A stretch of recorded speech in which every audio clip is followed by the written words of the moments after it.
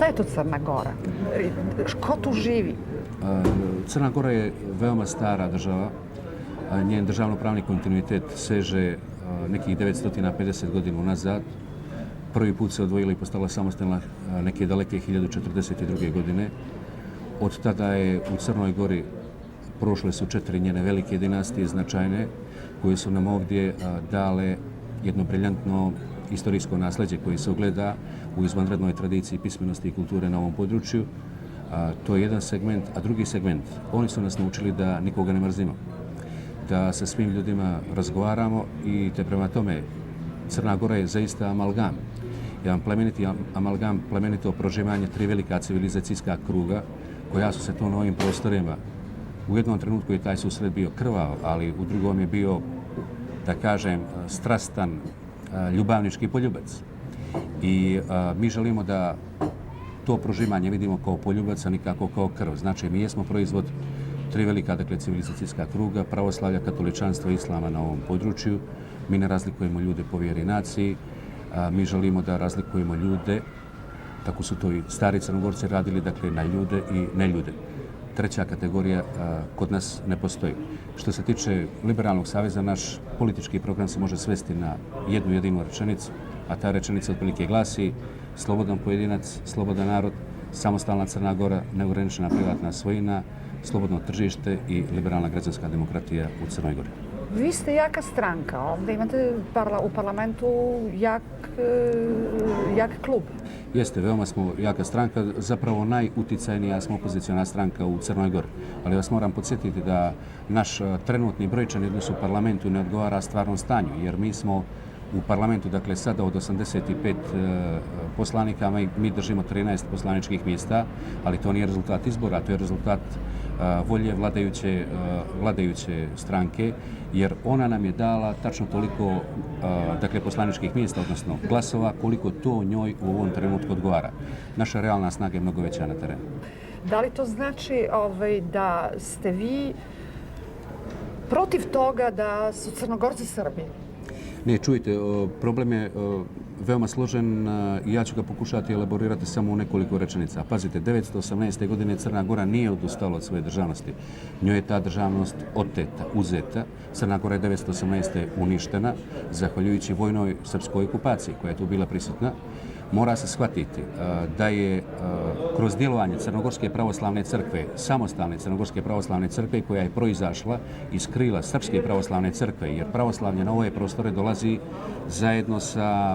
zajedno sa Nemanjićima koji u Crnu Goru dolaze tamo negdje u 12. vijeku i jasno donose pravoslavlje, sa svim sticajem veoma specifičnih historijskih okolnosti.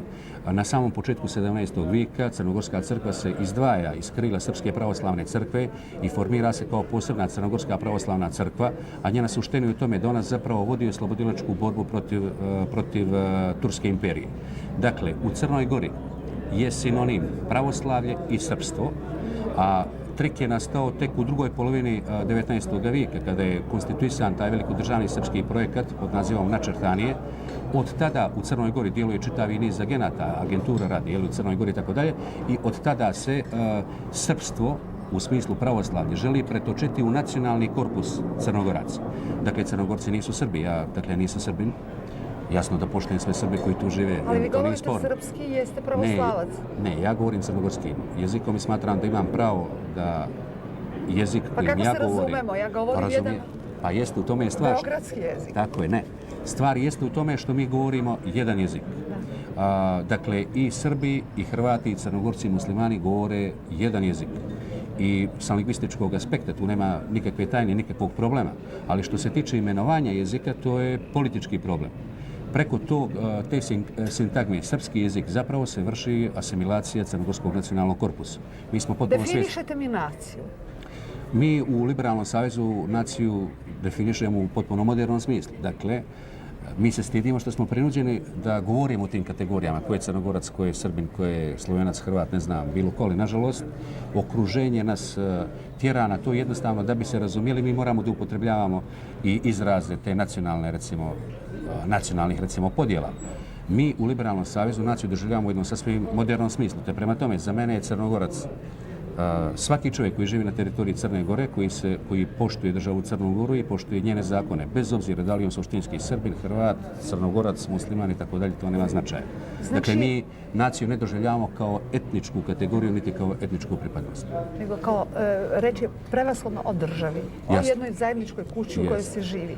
Kako se osjećate u Jugoslaviji, ovoj najnovijoj? U Jugoslaviji se osjećamo veoma tužno i što se tiče Crne Gore osjećamo se uhapšeno jer Crna Gora u toj Jugoslaviji nema nikakve perspektive. Mi sudimo ovako da Crna Gora, zarad svog geopolitičkog položaja, ona se tu nalazi u srcu Mediterana, složit ćemo se da je Mediteran pupak svijeta, dakle, zarad svog geopolitičkog položaja, zarad svojih kulturno-istorijskih tradicija, zarad svojih prirodnih mogućnosti koje su fantastične u smislu prirodnog nasljeđa, to je jedna od najljepših zemalja u Evropi, i zarad svojih mogućih privrednih potencijala. Mi smatramo da Crna Gora za relativno kratko vrijeme može postati jednom veoma bogatom državom tu na Balkanu i da može postati jedno sasvim pristojno mjesto za život. Kada mi ne želimo u tu takozvanu Saveznu Republiku Jugoslaviju, uočavamo kao prvu komponentu veliki falsifikat i prevaru na osnovu koga je napravljena. Podsjetit ću vas da je u Crnoj Gori sproveden jedan referendum na kome su se građani Crne Gore odlučivali o statusu vlastite države. Ali taj referendum se najbolje karakteriše kroz sljedeću istinu. Dakle, od momenta donošenja parlamentarne odluke da se referendum o državnom statusu sprovede u Crnoj Gori, pa do faktičkog trenutka kad su građani Crne Gore glasali o svojoj državi, dakle ne o kanalizaciji, vodovodu ili bilo kom komunalnom problemu, nego o državi, proteklo je svega 7 dana. Možete da zamislite, svega 7 dana. Znači, u toj činjenici je satkan sav strah, sav pritisak, sva manipulacija koja je bila usmjerena i prema sadašnjoj crnogorskoj vlasti i prema građanima Crne Gore. Mi uočavamo, nažalost, to je tragedija, ali to je činjenica, mi uočavamo da je politički prostor Srbije trajno, rekao bih, kontaminiran. Da u Srbiji zapravo ne postoji demokratske prave opozicije, da se, nažalost, srpska opozicija u manjim ili većim varijetetima zapravo slaže sa projektom Slobodana Miloševića. Njima je, nažalost, svima u glavi projekat Velike Srbije, sa časnim izuzecima kao što su Nenad Čanak, Dragan Veselinov, Vesna Pešić i tako dalje. To su sjajni ljudi, sjajni intelektualci, ali oni u političkom smislu malo znače.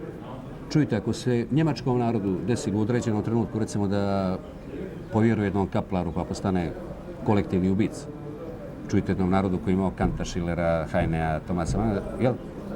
A ako se recimo desio taj slučaj jednom recimo velikom ruskom narodu, što ja znam, narodu Dostojevskoga, Čajkovskoga, liturgije, pravoslavlje i tako dalje, to je dokaz, ili ako se Mussolini mogao desiti jednom italijanskom narodu, onda nema odbrane protiv toga. Dakle, u određenom... Završite, molim vas, određeno rečenicu. Onda može i srpskom narodu da se desi da ima koga. Da ima Slobodana Miloševića, jasno. I, nažalost, iza Slobodana Miloševića, pazite, nažalost ima Vojislava Šešelja. Nema nekog demokrata, nego ima Vojislava Šešelja. To je tragedija, ali to je tako. A šta ćemo sa činjenicom da je Slobodan Milošević Crnogorac? To je tužno, ali istinito. A što mogu misliti? To je jezivo.